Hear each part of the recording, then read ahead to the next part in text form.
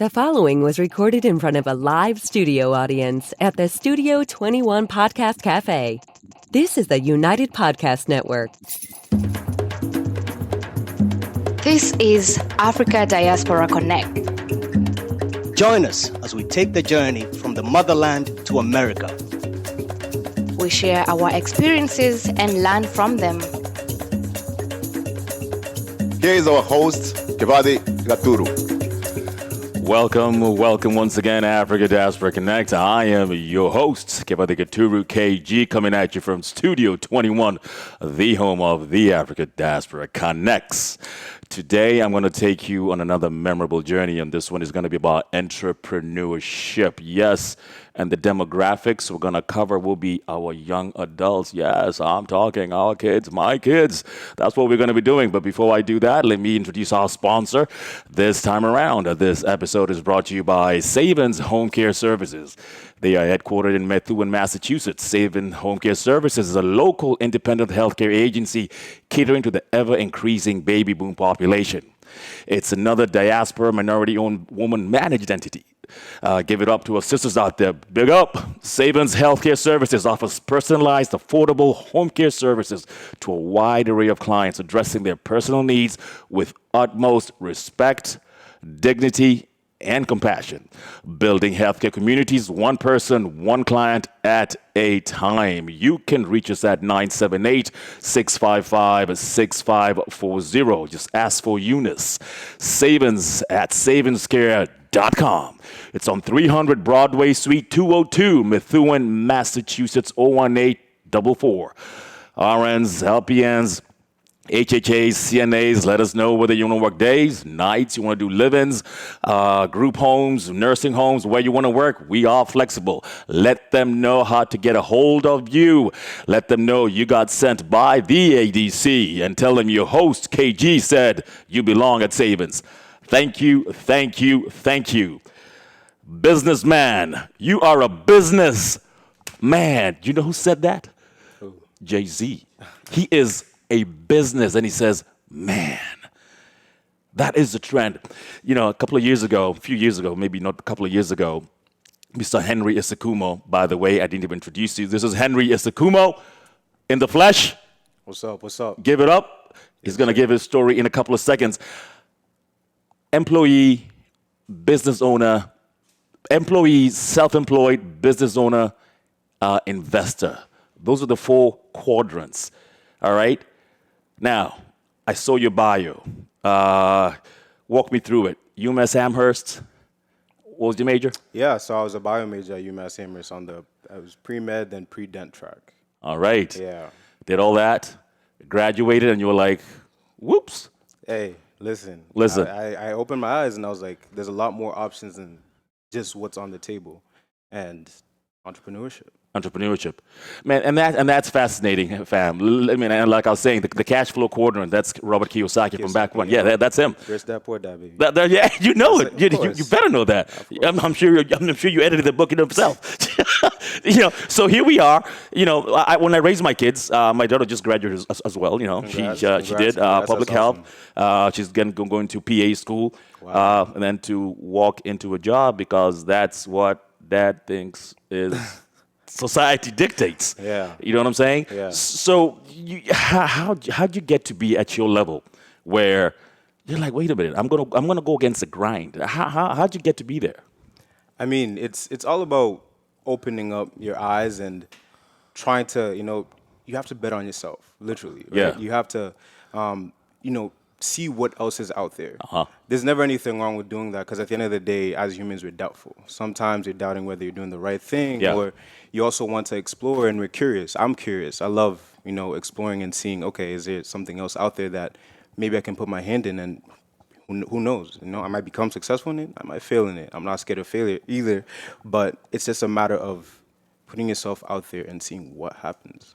Betting on yourself. That's an amazing terminology. A new one, folks out there. Let's start betting on yourself. I mean, but do you what kind of support system do you have to be able to give you this trajectory of knowing that you can get into business? Did you have any of that support system? It was the same type of routine. Like the same trajectory. It was go to school and then get a job eventually, or go to school for however long and then get a job. Yeah. In whatever that is. Understood. Whether that's medicine or engineering, being a doctor or whatever it is. Yeah. Just go to school and then go get a job. But at the same time, the support system was kind of there because I come from a family that has some entrepreneurs. All right. So it was a little bit encouraged, but at the same time, that was a trajectory because that's safe. That's what works. That's what everyone does because, hey, you can have something to fall back on, especially if things are getting hard. Like a job is always stable. It's always, it's always recurring. Yeah. But entrepreneurship is it's a little bit rocky. The thing is, I know your dad, all right? And he's a hustler 100%. Yes, I mean, sir. this man, Yes, sir. Chris, what's up? He's got that element. And I think growing up in a household where your father has that entrepreneurial element, I think that puts you aside from, for example, my kids, whose father is a working stiff. Just having grown in that environment, don't you think you have a bit of an advantage with that mindset coming in from an entrepreneurship? Yeah, I mean, it's an advantage and it can be a disadvantage at times because you see the good and you see the bad, Okay. the hard parts of entrepreneurship. Understood. So yes, I fully, I'm aware that it's an advantage because you see that, okay, with entrepreneurship, though you never know what could happen, when it's good, it's really good. It is really, really good. And the reward of it can outweigh any job that you can possibly have because it doesn't have a limit. It's limitless. Okay. So, yeah, I kind of had an advantage because I saw the good and I also saw the bad. So I could make my decision based off of like empirical and things that I see. Yeah. And, I've been there and I've seen this and I've felt it in different ways. So, yeah. What's your cushion? What if you don't take off? Are you still living at home? What's your cushion right now? Yeah. So I just graduated college, Okay. still living at home. Okay. I love, the fact that I'm not part of mainstream society where it's just like, independent, go out, do your own thing. And I also know that I'm privileged in the fact that I can stay home as well. There we go. But I'm still living at home. I'm still doing that. Even though I have my own business, I'm staying at home to save up, to Understood. rack up, and then, eventually when I have enough saved up, I'm gonna go out, either move out. But I'm in no rush because I know at the end of the day, I don't need to do that right now because I have this option, which is a smarter option in the long run of staying home, saving up, and setting myself up at a head start. Like I would be at a head start in comparison to other people who might either not have the same privilege or decide to move out a little bit rushed. So in my situation, let me give you a hypothetical example. My son graduates in 2 years. Okay. He's a computer engineering major. Right? That's awesome. That's awesome. Statistics show he keeps what he's doing. He has an internship, next semester. He's possibly going to get an offer before he graduates. Yes. Computer engineering, we're talking easily 80,000. Yeah. High five figures into six figures. You know what I'm saying? Just East Coast. I'm talking East Coast money. And he comes up to say, Dad, I'm thinking me and my buddies got together and we're thinking of just starting something from scratch. We just, we have some ideas in our head. I would slap him upside the head. I'm like, man, listen, you got, I'm calling it for real. Listen, you got a gig out there that's gonna get you this. I would recommend, hey, listen, why don't you put up 5 years into corporate America? Yeah. You know what I'm saying? Learn the ropes, get up, flex a little bit and then get out there and do your thing and figure that out. That would be I'm keeping you 100. That's what I would tell him to do. You see what I'm saying? Yeah. Did you have any pushback from your parents on your I didn't. I feel like for the most part they were supportive. Yes, actually, I might say there was a little because the stability part is always nice because, as you said, I can have something to fall back upon. Right? Yeah. But at the end of the day, they're like, "This is what you want to do. Just put your all into it and go at it." Like at the end of the day, if this is the route you're gonna take. Hey, you're done with school. Now what you're doing is for your kids and for your future. So start thinking about that. And if you think this is the right route, take it. If it's the right route, take it. And don't be afraid to fail. So, yeah, there was a little bit of pushback because, yes, having a job is very stable. And there's nothing wrong with that. But at the same time, they're like, all right, it's your family in your hands. Hopefully you're doing the right thing. You know what I mean? Henry Isakumo right here. Now, let's talk about your gig. Let's talk about your company. What are you guys doing? Walk us through it, and how did you get to know what you want to do? So, yeah, basically since since I moved and since I've been here, I wouldn't take regular summer jobs. I'd go help dad with the business. Understood. Like a lot of other entrepreneurs who, they either started off working for their family and stuff like that. Some of them obviously end up getting jobs, but a good amount, they end up, they start off working for their family and then moving on into, doing their own thing. Yeah. So that's what I did. I was working for dad since high school, middle school, high school, and then into college as well. And, with his charisma and his passion, I'm like, wow, okay, if you see the destination and you're able to map a route to get to that destination, it's possible. Nothing's impossible, right? Right. So that's how it was. So he sells laptops. That's what I do. I sell laptops. Okay. And I took it full on, and right now that's what I'm doing. I sell laptops, and I mean, from what I saw, it's just like there's no limit. When you say you sell laptops, Yes. dig a bit deeper. What do you mean you sell laptops? So basically, what we do is we buy laptops. So we have suppliers. We buy laptops from them, and what we do is either fix them up, or if they come already good, we just upgrade them and sell them. For example, I work for Dell. Yeah, All right. yeah. So if I had an in into Dell, and we had we had 100,000 laptops that are going off the lease. We've had them for 6 years, and blang. So somebody like me, I'd come. Usually, what they do is either they liquidate it or they're trying to, they're just trying to get them off the books. They're trying to make their money back. Yeah. In a sense. So I would come. They bid. They either make a list and they make you bid for these laptops. So what I'd do is I'd come, bid, get the laptops. If I win that bid or whatever it is, or if I know your IT guys, then that's another thing. But I'll bid. If I win, I get the laptops. Depending on what condition they're in, then I get them and put in that work and then either retail them or sell them. That's how I do it. So basically, it's refurbishing. Is that the word you use? Refurbishing. Yes, So it's going to be new to them, but it's been used for several years. It's been used for several years. So who's your client population? Who is it? More like inner city? Is it more? So it all depends, right? Because I'm in e-commerce, right? Okay. So I do online commerce or electronic commerce. So basically, my customers it's anyone. Yeah. It can be the person who is my neighbor. It can be my friend. It's whoever needs a laptop. I will do my best to get a laptop in front of them. Yeah. So anyone is my customer for the most part. Well, e-commerce. E-commerce. Wow, and it's a whole world out there. It's a whole world out there. Yes, it is. What would you advise folks your age, your generation out there who really don't know what they want to do, quote unquote, when they grow up? What would you encourage them to do? What's your take? I mean, you're just getting started. 6 months from now, you could be flat on your back. Yeah. And and you're like, hey, listen, I have this to fall on to. But what advice? Once again, you use some nuggets out there that I liked. Being true to yourself and what have you. But it's just challenging from the perspective, what if I fail? And that's everyone's detriment. And that's the thing, what puts you aside once again? What makes you this person who knows that no matter what? Is it because you've been doing it so long and watching your dad doing it for so long? That's an amazing question. I think for me per se, it's not even what if I fail, it's what if I don't take that chance? What if I don't jump? I don't know what will happen. I'll never know. I will never know what could have been. I'd rather jump and I'd rather jump and fail than not jump at all and ask myself like, what could have been if I took that leap? Yeah, you know what I mean. So it's just like, if I took that leap, what could have been? So that's why I do it. And I'm like, all right, I'm gonna jump. If I fail, I failed. It's fine. I think the fear of failure and rejection just like it's so prevalent. It's innate in everyone. They don't want to fail. Exactly. They don't want that rejection because it's just like if you're taking a shot on yourself and you're taking that risk and you don't get that reward, it looks bad on you. Yes. But if you do get that reward, everyone's like, I knew you could do it. Check you out. Yeah, exactly. So it's the fear of, for me, it's the fear of not knowing what could have been that drove me to, all right, let me take this leap. Wow. I have several friends of mine who have started businesses as adults. Yeah.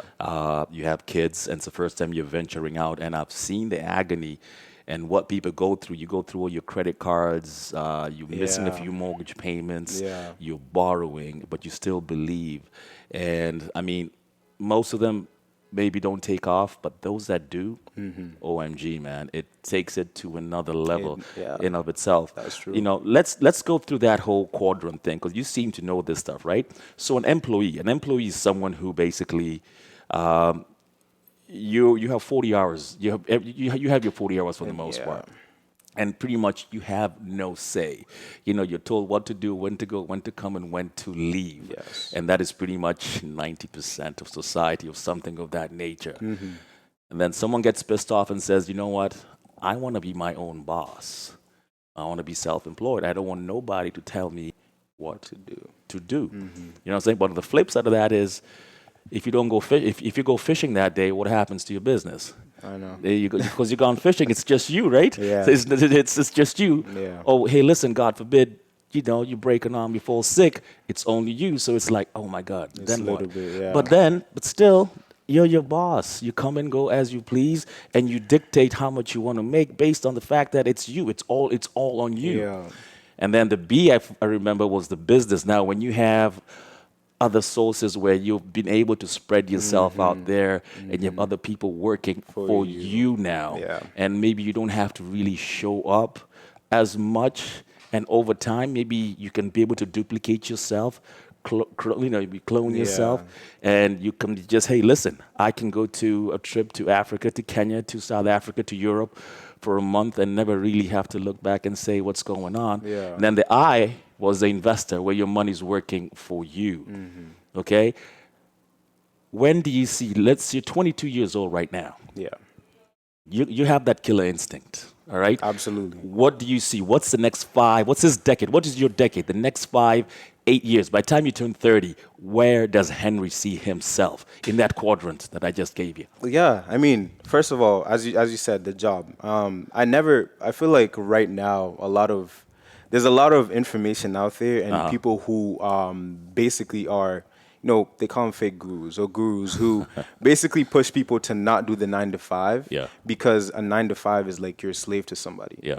But at the same time, how I look at it is if you're doing a 9 to 5, you're not a slave to anyone. It's just all on your mindset and how you perceive what you're doing right now. Understood. A 9 to 5 or a job or that 40 hours in a week can be a bridge to your dreams. Because that money you're making, you can save it up and put into something else. That's how a lot of people started off. There we go. They work in that 9 to 5, and they're saving their money, living frugally, and eventually they end up bridging that money they made or their savings into their dream or their business or whatever they want to start. So there's nothing wrong with having a job. But for me personally, in 10 years, I obviously want to have... You at 30. Like you at 30. 8 years from now, that's a big 3-0. At 30. Yeah. At 30. I want to have multiple streams of income, obviously. That's the goal. That's how you build wealth. You have to have multiple streams of income. Yes, I want to be an investor, but I also want to be a business owner to the point where I've created systems so that my businesses run themselves and I don't have to be there per se. I define multiple sources of income. Just to say, because that's a very catchy one. When you say multiple sources of income, what exactly do you mean? So multiple sources, multiple sources of income is basically you have a bunch of different income streams. So you might have, you're doing e-commerce. You might have an e-commerce store. You might be doing real estate. You're a real estate investor. You might be doing, you're selling cars, or you're doing something else, but you still have income coming in, however that is. You might be doing YouTube. You might be making videos on YouTube and getting that passive income. So having those multiple streams of income is just income that's coming in from different sources. And I mean, you can either use that an income from a different source to build up another one of your, one of your other businesses, or all those streams of income come in and basically they just make you richer. But at the end of the day, having multiple streams of income is having different businesses or different ventures that are bringing you in income in a profitable way. Terrific. I caught your trend of thought from earlier. Maybe you'll remember where you're going at, but I'm sure it's going to come back to you. When will you know that you've arrived, Henry? When will you know that I think I got this? When will you know? What's that? When will you know? When will you know? Like, you know what? I'm ready to jump on that Bentley. Oh my goodness! When will you know? When will I know? Yeah. What are the indicators in your in your periphery that you'll know that? I think. I mean, the way I think about it is when the profit I'm making or the money I'm making in my businesses outweighs all my bills tenfold. Like all my bills are paid just like that. Like I don't have any issues with any of my bills. Everything is paid off, and I'm green every month. I'm green every year. Like I'm just making a ton of green. That's when I know that I've arrived. Because I think some of the biggest mistakes we make is we start seeing a little bit of paper. And you just jump on it, and you're overly excited, and sometimes you don't realize that's not your money. You're running a business. Yes. You know what I'm saying? It's not your money yet. That's true. And we hurriedly start to splurge, and lo and behold, that crash landing can be rough. Really, really rough. Can be rough. That's like for me right now. I've understood. I mean, I do a lot of research as well. Yeah. A big thing about being in business is it's not easy, and it demands a lot of research and a lot of you staying up to date and knowing either your market or being very focused and knowing the business you're in better than the next person. But yeah, in a sense, just every penny that I make, I reinvest into my business. I don't really splurge. The only thing I splurge on right now is memories, either going and having fun with friends or hanging out with friends. Yeah, where were you last week? Where what I was in Worcester. I mean, no, you were on vacation somewhere. Oh yeah, with the vineyard. Yes. Okay, yeah. I think you had the whole yacht to yourself, right? Not yet. You're singing into my mind. Yeah. It's coming. I see that. It's called the Isakumo. That's a good one. There you go. Yeah. So yeah, I mean, if you haven't been to the vineyard, definitely go to the vineyard. Check it out. That's Black Hamptons. It's amazing. For real. Oak Bluffs, yes. Please, if you Bluffs. haven't visited, please visit. All right. A lot of very affluent Black people live there. All right. It's really nice to see. Great to know. So yeah, it's just a matter of basically, if as soon as I know, like, hey, I've made enough to sustain my bills tenfold. That's how I know I made it. What do you think are the key indicators when your ship is sinking? What are the key indicators that, and you're just getting started, but what, talking to your dad, because I know he's very knowledgeable. Yes. What do you think the key indicators are that, this ship is sinking? So ship is sinking, like for me personally would be, I'm not making enough to meet my bills. I can't sustain the business because I'm not making enough to go and buy more inventory. But how long, you just got started, how long does it take? How many years into it do you think, or how many months into it do you think it would take before you realize whether it's worth its while? Yeah. So it all. I'm asking you tough questions. You're just getting started. This is just getting started. These are perfect questions. I love tough questions. I'm on the hot seat. There we go. I'm on the hot seat. But yeah, basically, how long does it take for you to know that the ship is sinking? I think it all depends on you. Yeah. Because at the end of the day, I mean, Rome wasn't built in a day. Absolutely not. There's gonna be a lot of triumphs, but even more so, you're gonna fail. You're gonna fail so many more times than you will be triumphant. Yeah. So it's just a matter of, it's up to you to just wave the white flag and say, hey, I don't think I can keep on going. So it might be 5 months, it might be a year, it might be 2 years, but it all depends on you and when you wanna, just wave the white flag and say, hey, I'm done. So for me, I don't think there's a set date to when to know the ship is finally sinking. You can see signs, but it's up to you to either, patch it up and get the ship back on, on the sea. But it's all up to you as to when that ship is finally sailed. I'm gonna say this, Chris and Wanjiro, you've raised a hell of a young man, and you weren't even an ABC scholar, were you? I wasn't. Yeah, you missed that boat. I did. But check you out. Check you out. Yeah. Hey, listen, ADC, we're learning. This is our journeys here. We're really trying to propagate things within our community. We as Africans, living in the diaspora, what can we do better? And I think one area that I think we should really venture towards is entrepreneurship, especially with the young adults, and encouraging them really to live to their maximum, not to ours. You know what I'm saying? It's really about them, giving them the foundation that they need to understand that we're here for them, we support them, and the sky is the limit. And I've said this before, we all can be nurses, we all can be accountants, we all can be working stiffs. Let's give this generation that working chance and that belief in themselves that things can be different and they can change the trajectory of our lives, So kudos to you, man. This is really amazing. I want to see more. I want to hear you out there doing some workshops 2 years from now, encouraging other young folks of color, living in this here diaspora on what you've done and the challenges you've overcome to be where you want to be. Yes, what's the name of your company again? TEXY. How do you spell that? TEXY. TEXY. XY. It's like sexy tech. Sexy tech. Sexy tech. God damn. I heard that right. Listen, folks, it's going to be right there in our notes. It's going to be right below, Chrissy, right? Yep, it's going to be right there. It's going to be in the description. All you gotta do is click Just that link. point right in, Get a man. new laptop. Henry, man, you are the real deal. Thank you. I want to encourage you to do much better and do great things. One last parting shot. Anything you want to add on? Just anything you'd like to add on. Yeah, I'm definitely grateful for this opportunity. Yeah. I don't think entrepreneurship is a bad thing. It's an amazing thing. Truly I feel is. like you betting on yourself is the greatest thing you can do. And if that's something that is an itch in your back, definitely go scratch it. Go just take a look, and you never know what might come of it. Sky's the limit, and don't go just to the sky. Go hit the moon and then go to the stars. So guess what? This young man is talking about me. It took me 1,000 years to understand that. I found my itch. It took me many, many decades, though. Yeah. It's taken me a long time, but I've kind of found my passion. Yeah. And guess what? ADC, we're doing this. Africa Diaspora Connect. I am your host, Kibathi with Mr. Henry Esikumo. Thank you, brother. That's what's up, man. thank you. Great one, man. Yeah. The views and opinions expressed by the hosts, guests, or callers of this program do not necessarily reflect the opinions of the Studio 21 Podcast Cafe, the United Podcast Network, its partners, or affiliates.